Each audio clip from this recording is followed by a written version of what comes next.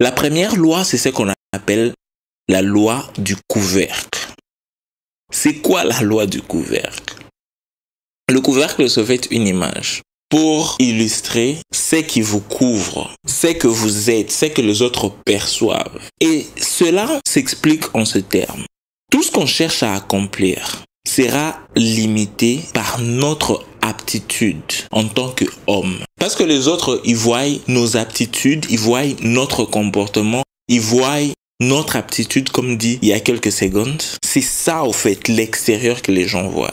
Le plus important, une fois encore, c'est l'intérieur. Et on doit aller de l'intérieur à l'extérieur. C'est développer en tant que leader de l'intérieur. Je vous avais donné les 3 principaux éléments pour être un vrai leader.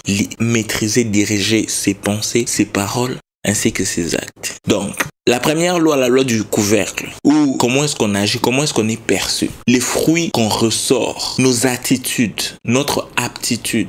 Quand on est en face d'une situation, comment est-ce qu'on réagit? Est-ce que notre comportement nous couvre, nous protège? C'est un comportement bien? C'est un comportement exemplaire? On doit comprendre que tout ce qu'on cherche à accomplir sera limité par notre attitude, notre aptitude à être des meneurs d'hommes, à être les bonnes personnes. Car comme je l'ai dit dans d'autres formations, pour être un bon commerçant, il faut être une meilleure personne. Pour être un bon docteur, il faut être une meilleure personne. Pour être un bon travailleur, il faut être une meilleure personne. Pour être un bon manager, il faut être une meilleure personne. Pour être un bon leader, il faut encore plus. Il faut encore être une meilleure personne.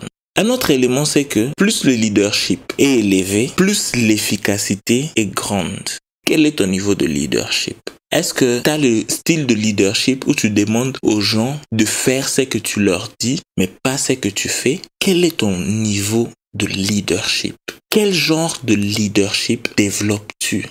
Est-ce un leadership conscient et efficace? Est-ce un leadership qui élève? Un autre élément que les leaders doivent comprendre, doivent savoir, c'est que plus l'impact que vous voulez créer est grande, plus votre influence doit être grande.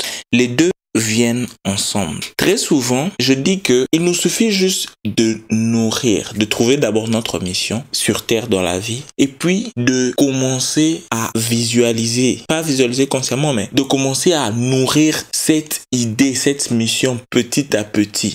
Imaginez comment est-ce que ça sera le jour où vous aurez ce sentiment-là dans votre cœur, que vous avez en fin de compte accompli votre mission, ce pourquoi vous êtes venu. Et cette mission n'est pas censée être seulement mondiale. Pour certaines personnes, ça peut être simplement faire la différence dans l'agriculture ou nourrir les gens comme il se doit avec de la bonne nourriture. Pour quelqu'un d'autre, ça peut être, pour une dame, ça peut être par exemple élever des enfants qui seront des exemples pour leur communauté.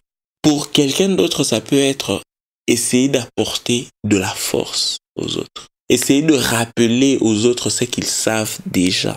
Un leader doit aussi reconnaître ses talents et ses limites.